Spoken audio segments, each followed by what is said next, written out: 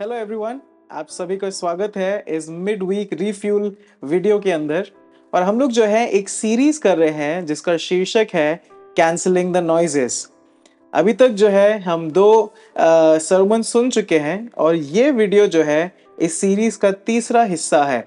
अगर आपने पिछली दो वीडियोस नहीं देखी हैं तो ज़रूर से आप डिस्क्रिप्शन में चेक कर सकते हैं। वहाँ पे मैंने पिछली दो वीडियोस का लिंक डाल दिया है। हम लोग जो है सैमसन की स्टोरी में आगे बढ़ेंगे और आज हम लोग मनन करेंगे। इस वीडियो में हम मनन करेंगे न्यायो उसका 14वां अध्याय 10 से लेके न्यायो उसका 15वां अध्याय 8वीं आयत तक। वी विल मेडिटेट ऑन जजेस चैप्टर 14 वर्सेस 10 टू जजेस चैप्टर 15 वर्स 8।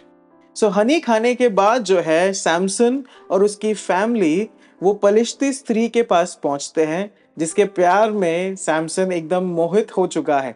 और वहां पे जाके जो है सैमसन के पिता एक बहुत बड़ा भोज या एक बहुत बड़ी पार्टी वहां पे देते हैं। वहां पे बहुत सारे गेस्ट आए हुए हैं और जब आप इस अध्याय को पढ़ेंगे तो सैमसन उन गेस्ट से एक रिडल पूछता है। न्यायो उसका 14वां अध्याय 12 और 13 आयत कहती है, शिमशोन ने उनसे कहा, मैं तुमसे एक पहेली कहता हूं, यदि तुम इस भोज के 7 दिनों के भीतर उसे बूझकर अर्थ बता दो तो मैं तुमको 30 कुर्ते और 30 जोड़े कपड़े दूंगा। और यदि तुम उसे ना बता सको तो तुमको मुझे 30 कुर्ते 30 जोड़े कपड़े देने पड़ेंगे। उन्होंने उसे कहा, अपनी पहेली कह कि हम उसे सुने। इसके बाद जो है सैमसन पहेली उनको सुनाता है और इस भोज के 7 दिन वो पूरी कोशिश करते हैं उस पहेली को बूझने की, लेकिन वो असफल होते हैं। तो ये लोग ये इलाज निकालते हैं कि चलो सैमसन की जो होने वाली पत्नी है ये पलिश्ती स्त्री को थोड़ा प्रेशराइज करते हैं और उसको बोलते हैं कि तू जा सैमसन से इस पहेली का अर्थ निकलवा के हमें बता। और ये पलिश्ती स्त्री जो है सैमसन के पास जाती है और लगातार बार बार जो है सैमसन को प्रेशराइज करती रहती है कि तू मुझसे प्रेम नहीं करता, तू मुझे इसका अर्थ नहीं बताना चाहता, तू मुझ पर ट्रस्ट नहीं करता। फाइनली थक हार के जो है सैमसन लीक कर देता है इस पहेली का मीनिंग। और जैसे ही ये स्त्री सुनती है वो सीधा जाती है उन लोगों के पास और उनको जाके बता देती है कि इस पहेली का ये अर्थ है। और वो लोग आके सैमसन को बड़े कॉन्फिडेंटली ना अर्थ बता देते हैं कि देख ये है तेरी पहेली का अर्थ। पर देखिए सैमसन आगे क्या करता है, क्या बोलता है। 18वीं आयत कहती है, तब 7वें दिन सूर्य डूबने न पाया था कि उस नगर के मनुष्यों ने शिमशोन से कहा, मधु से अधिक क्या मीठा और सिंह से अधिक क्या बलवंत है। उसने उनसे कहा, यदि तुम मेरी कलोर को हल में ना जोतते तो मेरी पहेली को कभी ना बूझते।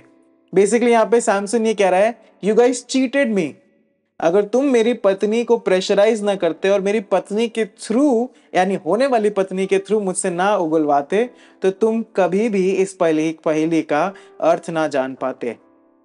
बट नोटिस अब सैमसन का रिएक्शन क्या होता है। 19वीं आयत को देखिए। 19वीं आयत कहती है, तब यहोवा का आत्मा उस पर बल से उतरा और उसने अश्कलोन को जाकर वहां के 30 पुरुषों को मार डाला और उनका धन लूटकर 30 जोड़े कपड़ों को पहेली के बताने वालों को दे दिया। तब उसका क्रोध भड़का और वह अपने पिता के घर चला गया। Notice, Samson is angry. हाँ, शिमशोन जो है बड़े ही गुस्से में है और वो क्या करता है, कैसे वो अपने एंगर को डील करता है, एक दूसरे पलिश्ती जगह पे या सिटी में जाता है, वहां के 30 लोगों को मारता है, उनके घर को लूट लेता है, उनकी संपत्ति को लूट लेता है और जो भी लूटा हुआ सामान है वो लाके इन लोगों को जो है दे देता है। And take note of his reaction, he is angry. हाँ, भले ही वो जो कर रहा है गलत है, लेकिन I want us to notice कि वो बहुत गुस्से में है। और जब ये सब चीजें खत्म हो जाती हैं, ये सारा प्रतिक्रिया खत्म हो जाती है, सैमसन अपने घर चला जाता है। 20वीं आयत कहती है, और शिमशोन की पत्नी का उसके संगी के साथ जिससे उसने मित्र का सा बर्ताव किया था विवाह कर दिया। Basically his wife was given to somebody else. जिस स्त्री को वो लेने गया था उस स्त्री का विवाह किसी और से कर दिया। Does Samson know about it? क्या लगता है? क्या सैमसन को पता है कि ये हो चुका है? आगे देखते हैं, जजेस चैप्टर 15 वर्स 1। परंतु कुछ दिनों के बाद गेहूं की कटनी के दिनों में शिमशोन बकरी का एक बच्चा लेकर अपनी पत्नी से मिलने ससुराल गया और कहा, मैं अपनी पत्नी के पास कोठरी में जाऊंगा। परंतु उसके ससुर ने उसे भीतर जाने से रोका। नोटिस करिए, सैमसन को नहीं पता है कि उसकी पत्नी के साथ क्या किया गया है। सैमसन को पता ही नहीं है कि उसकी पत्नी का विवाह किसी और से करा दिया है। सैमसन को पता ही नहीं है कि अगेन उसके साथ एक धोखा हो गया। Isn't it sad? बड़ी दुख की बात है। क्या लगता है सैमसन ने अब क्या किया होगा? सैमसन ने क्या किया होगा? आगे देखिए, न्यायो 15:3 से लेके 8 तक। शिमशोन ने उन लोगों से कहा, अब चाहे मैं पलिश्तियों की हानि भी करूं तो भी उनके विषय में निर्दोष ही ठहरूंगा। तब शिमशोन ने जाकर 300 लोमड़ियां पकड़ी और मशाल लेकर दो दो लोमड़ियों की पूंछ एक साथ बांधी और उनके बीच एक एक मशाल बांधी। तब मशालों में आग लगाकर उसने लोमड़ियों को पलिश्तियों के खड़े खेतों में छोड़ दिया और फूलों के ढेर वरन खड़े खेत और जैतून की बारियां भी जल गईं। तब पलिश्ती पूछने लगे, ये किसने किया है? लोगों ने कहा, उस तिम्नी के दामाद शिमशोन ने ये इसलिए किया कि उसके ससुर ने उसकी पत्नी का उसके संगी से विवाह कर दिया। तब पलिश्तियों ने जाकर उस पत्नी और उसके पिता दोनों को आग में जला दिया। शिमशोन ने उससे कहा, तुम जो ऐसा काम करते हो इसलिए मैं तुमसे बदला लेकर ही चुप रहूंगा। तब उसने उनको अति निष्ठुरता के साथ बड़ी मार से मार डाला। तब जाकर एताम नामक चट्टान की एक दरार में रहने लगा। क्या किया सैमसन ने?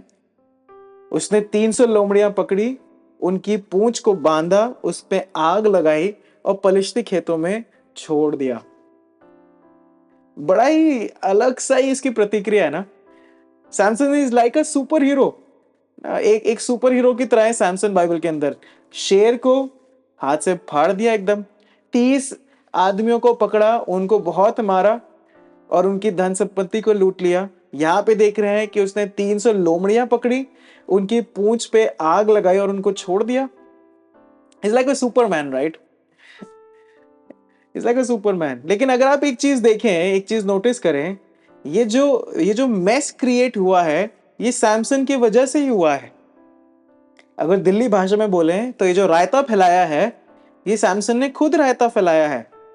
लेकिन द बेस्ट पार्ट इज, इस सिचुएशन के अंदर भी God is doing his work. इस सिचुएशन के अंदर भी परमेश्वर जो है इसराइलियों को बचाने का काम कर रहा है, इसराइलियों को छुड़ाने का काम कर रहा है। लेकिन आपके अनुसार, अगर आप अभी जो चीजें देख रहे हैं, सुन रहे हैं, पढ़ रहे हैं, What kind of a man is Samson? Samson किस तरीके का इंसान है? He is powerful, he is impulsive.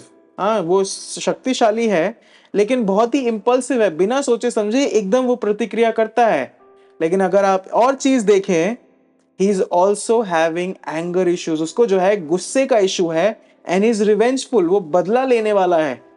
हाँ, उसके अंदर वो बदले की भावना है। He is going through anger issues and revengeful. He saw a lion, he killed it. He got angry, he killed that lion. He got angry और उसको बदला लेना था। उसने 30 आदमियों को पकड़ा, मारा, उनकी धन संपत्ति लूटी और अपना बदला जो है उसने चुका दिया। उसको गुस्सा आया, और उसको बदला लेना था। उसने 300 लोमड़ियां पकड़ी, पूंछ बांध दी और उनको खड़े खेतों में छोड़ दिया और बर्बादी कर दी।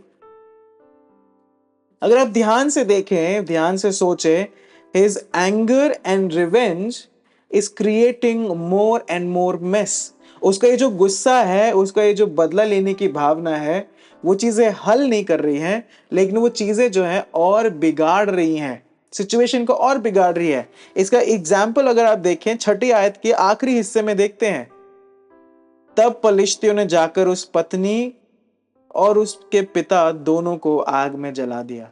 नोटिस उसके ये एंगर का रिजल्ट क्या निकला। सैमसन की ये जो कहानी है बहुत इंटरेस्टिंग है। ना, पढ़ने में बड़ा मजा भी आता है, देख पाते हैं कि Samson is like a super hero. लेकिन अगर आप और ध्यान से देखें तो ये जो वाक्य है, it brings out a core issue that we all face. ये जो वाक्य है, ये जो इंसिडेंट है, it is filled with some core issues that we all face. ये कुछ ऐसे चीजों से भरा हुआ है या ऐसे इश्यूज से भरा हुआ है जिससे हम में से कई लोग होके गुजरते हैं। और उन कोर इश्यूज में से एक इशू है एंगर एंड रिवेंज, जो इस वीडियो का शीर्षक भी है, एंगर एंड रिवेंज। और क्या आपको मालूम है, पूरा संसार, the whole world endorses anger and revenge.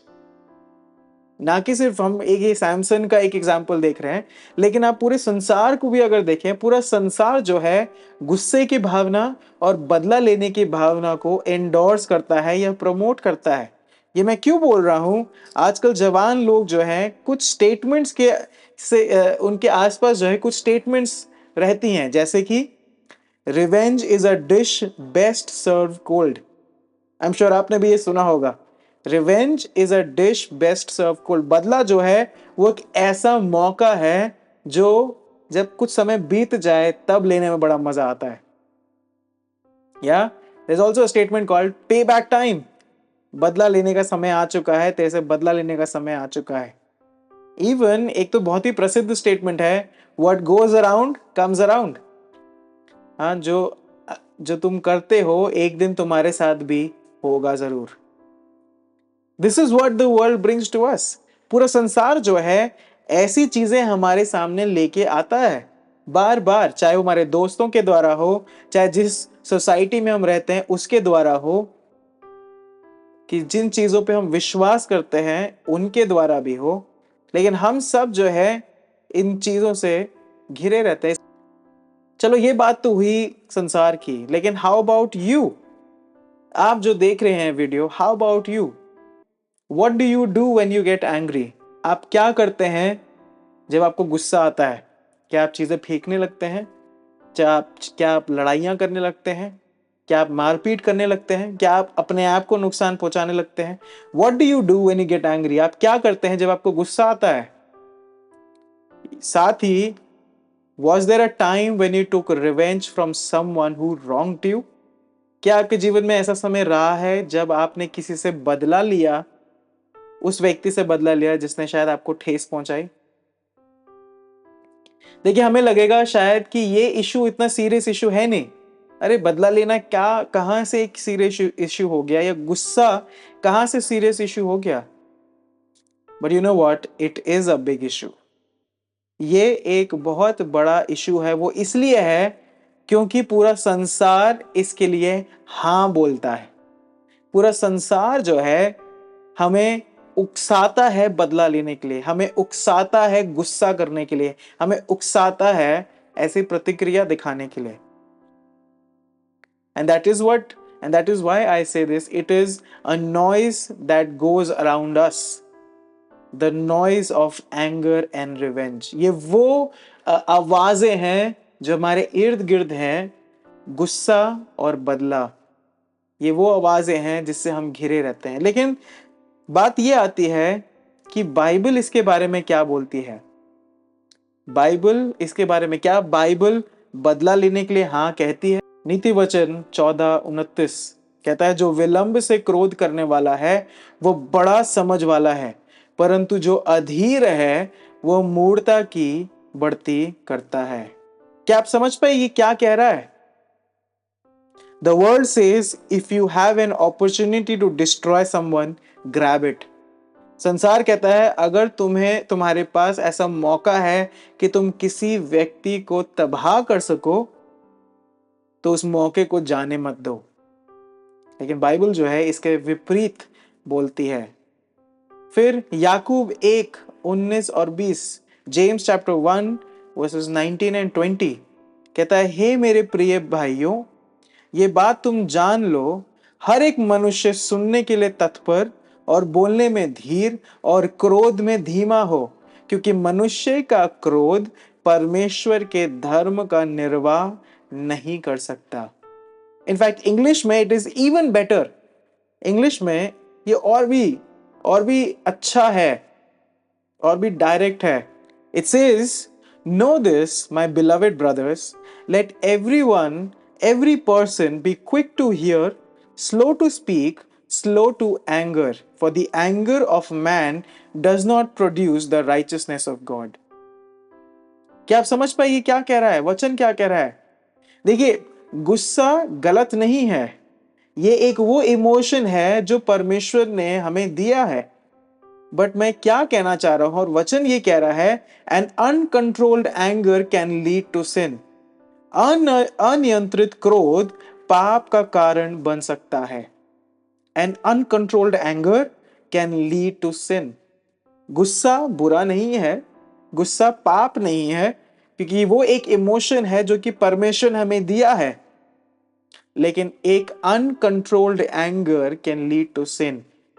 अगर आपका गुस्सा अनियंत्रित है तो वो जरूर आपको पाप की ओर ढकेल सकता है। फिर आगे रोमन्स चैप्टर 12 वर्स 19, रोमियो 12वां अध्याय 19वीं आयत कहती है, हे प्रियो, बदला ना लेना, परंतु परमेश्वर के क्रोध को अवसर दो, क्योंकि लिखा है, बदला लेना मेरा काम है। यानी परमेश्वर कहता है बदला लेना मेरा काम है, प्रभु कहता है मैं ही बदला दूंगा। Isn't it beautiful to read this कि परमेश्वर हमारी ओर से काम करता है। हमें परेशान होने की जरूरत नहीं है, हमें बदले की भावना लाने की जरूरत नहीं है, लेकिन परमेश्वर कहता है मैं तुम्हारी ओर से काम करूंगा। If we go by the noises that the world surrounds us, our uncontrolled anger and our desire to take revenge will always lead us to sin. अगर हम जो संसार में आवाजें हैं गुस्से को लेके, बदला लेने की भावना को लेके, अगर उसके अनुसार हम चलते रहेंगे तो हमारा जो अनियंत्रित गुस्सा है वो जरूर जो है हमें बदला लेने का डिजायर हमारे अंदर लेके आएगा, और अल्टीमेटली हम कुछ ऐसा कर बैठेंगे कि हमसे पाप हो जाएगा। लेकिन परमेश्वर कहता है तुम चिंता मत करो, you just come to me, that's it. तो सवाल ये उठता है कि how can I cancel the noise of anger and revenge. सवाल हमारे सामने ये आता है कि जो मेरे इर्द गिर्द ये आवाजें चल रही हैं जो कि गुस्से की है, जो कि बदला लेने की भावना की है, तो इन आवाजों को कैसे मैं शांत करूं, और अपने आप को मैं, अगर मेरे अंदर ये गुस्सा है, मेरे अंदर बदला लेने की भावना है, तो उसको मैं कैसे डील करूं। पहली चीज है, know that God forgive you. ये जानिए कि परमेश्वर ने भी आपको क्षमा किया है। और ये मैं इसलिए बोल रहा हूं, the reason why we want to take revenge is because we have not forgiven the one who hurt us. हमारे अंदर बदला लेने की भावना इसलिए आती है, या हम बदला इसलिए लेना चाहते हैं क्योंकि हमने क्षमा ही नहीं किया है उस व्यक्ति को जिसने शायद हमारे साथ बुरा किया है, जिसने हमें धोखा दिया होगा, जिसने हमारे साथ छल किया है, जिसने हमें मतलब गुस्सा किया है, जो भी हो सकता है, हाँ, हमें हर्ट किया है, उसको हम फॉरगिव नहीं करना चाहते, इसलिए हमारे अंदर जो है वो बदले की भावना पनपती रहती है। बट थिंक विद मी, ये सवाल मैं आपके सामने रखता हूं, how many times have we wronged against God? How many times we have hurt God? कितनी बार जो है मैंने और आपने हमारे कार्यों के द्वारा, हमारे सोच के द्वारा, बोल के द्वारा, जो भी चीज है उसके द्वारा परमेश्वर को दुख पहुंचाया। क्योंकि परमेश्वर पवित्र है और वो चाहता है कि हम सब भी पवित्रता का जीवन जीने की कोशिश करें। और कितनी बार ऐसा हो जाता है कि हम जो है परमेश्वर के प्रति पाप कर बैठते हैं, और परमेश्वर सर्वशक्तिमान है। God would take millisecond to destroy us. अगर देखा जाए, क्योंकि परमेश्वर पवित्र है, कोई भी अपवित्र चीज उसके पास नहीं आ सकती। परमेश्वर पाप से घृणा करता है, तो इसका मतलब यह है परमेश्वर को मिली सेकेंड लगेगा आपको और मुझे डिस्ट्रॉय करने के लिए। लेकिन वो इसलिए नहीं करता है क्योंकि वो अनुग्रहकारी है, और वो इसलिए नहीं करता है क्योंकि अपने बेटे, एकलौते बेटे प्रभु यीशु मसीह की मृत्यु के द्वारा उसने जो है आपको और मुझे क्षमा कर दिया है। हाँ, वो सैक्रिफाइस जिसका हर्जाना, जो पाप का हर्जाना मुझे और आपको भुगतना था, वो पाप उनके बेटे प्रभु यीशु मसीह पर लाद दिया गया। And that's why God forgive अस। तो इसलिए ये जान लीजिए, यीशु मसीह के द्वारा, यीशु मसीह की मृत्यु के द्वारा पिता परमेश्वर ने आपको और मुझे भी माफ किया है। आपको और मुझे भी माफ किया है। हम परफेक्ट नहीं है, हम हर समय पाप कर बैठते हैं, लेकिन यीशु मसीह के द्वारा आपको और मुझे जो है क्षमा प्राप्त हुई है। दूसरी चीज, ask God to soften your heart. परमेश्वर से प्रार्थना करिए कि वो आपके दिल को सॉफ्ट कर सके। जिस दिल जो कठोर हो चुका है दिल, हर्ट सह के, धोखा सह के, गुस्सा करके, अब्यूज सह के जो दिल कठोर हो चुका है, प्रार्थना करिए कि प्रभु इसे तू नम्र कर दे। भजन संहिता 34:18 कहता है, यहोवा टूटे मन वालों के समीप रहता है और पिसे हुओं का उद्धार करता है। यहोवा यानी परमेश्वर टूटे मन वालों के समीप रहता है और पिसे हुओं का उद्धार करता है। Are you broken inside? क्या आप अंदर से टूटे हुए हैं इस समय? क्या आप अंदर से इस समय टूटे हुए हैं? Then I would say bring your brokenness to him. अपना ये टूटा हुआ दिल उसके सामने लेकर आए और उसको बोलें कि प्रभु तू हील कर, तू जो है इस दिल को जो कठोर हो चुका है इसको तू सॉफ्ट कर। तीसरी चीज, share your hurts with your mentor और योर पास्टर और somebody who is a believer. जो दुख, जो हर्ट आपके अंदर है, जो गुस्सा आपके अंदर है, उसको जो है आप या तो अपने मेंटर के साथ शेयर करें, अपने पास्टर के साथ शेयर करें, या अगर इन दोनों में से कोई भी नहीं है तो किसी ऐसे व्यक्ति के साथ शेयर करें जिस पे आप भरोसा करते हैं, या किसी मसीह के साथ शेयर करें। देखिए, एक बात तो सच है, फॉरगिविंग इज टफ। माफ करना बहुत मुश्किल है, लेकिन इम्पॉसिबल नहीं है। ना, किसी को माफ करना बहुत मुश्किल है, लेकिन इम्पॉसिबल नहीं है। क्योंकि प्रोवर्ब्स 11:14 कहता है, where there is no guidance a people falls, but in an abundance of counselors there is safety. जब तक हम अपने अनुसार अपने तरीके से चलते रहेंगे तो हम बार बार उसी चीज में घूमते रहेंगे कि गुस्सा आया बदला लेना है, गुस्सा आया बदला लेना है, गुस्सा आया बदला लेना है। But this is an opportunity to just come out of this thing. तो इसलिए मैं कह रहा हूं कि आप शेयर करें, जिससे परमेश्वर आपके इस बर्डन को हटा सके। और अगर आपके पास कोई नहीं है शेयर करने के लिए, तो then you can also, if you are okay, you can share it with us also. I would like to help you. I would like to help you. आप ईमेल कर सकते हैं, मैंने ईमेल भी नीचे मेंशन कर दिया है। You can write to us and we would love to help you out. We would love to help you out. So, Samson was a mighty man. Samson जो है बड़ा ही शक्तिशाली व्यक्ति था, might be good looking also, but he had anger issues. उसको जो है गुस्से का इशू था, और उस गुस्से के वजह से he brought lot of trouble. उस गुस्से के वजह से उसने बहुत कुछ किया और बहुत कुछ जो है गड़बड़ी हुई। और इसीलिए if you are someone who has anger issues, अगर आप ऐसे व्यक्ति हैं जिसके अंदर ये गुस्से का भावना है, अगर आप भी गुस्से से होके गुजरते हैं, ये अनियंत्रित गुस्से से होके गुजरते हैं, या अगर आप ऐसे व्यक्ति हैं जिसको ये बहुत मुश्किल हो रहा है किसी को माफ करना, हाँ, अगर आप ऐसे व्यक्ति who is finding tough to forgive someone, या अगर आप वो व्यक्ति हैं जो अंदर से बहुत ही बदला लेने की भावना से भरे हुए हैं, हाँ, उस व्यक्ति से बदला लेना चाहते हैं जिसने आपको धोखा दिया और आप लेना चाहते हैं बदला, dear friends, the Lord wants to heal you and fight for you. परमेश्वर जो है आपको इस गुस्से से बाहर निकालना चाहता है। God wants to heal you. और मैं बस यही कहूँगा, bring your burden at the foot of the cross. अपने इस चीज को जिससे आप होके गुजर रहे हैं, उसको परमेश्वर के सम्मुख लेके आ जाए, यीशु मसीह के क्रूस पे ला दें। क्योंकि हमारे जीवन की सारी चीजों का जो समाधान है वो सिर्फ यीशु मसीह के द्वारा है। सिर्फ यीशु मसीह के द्वारा है।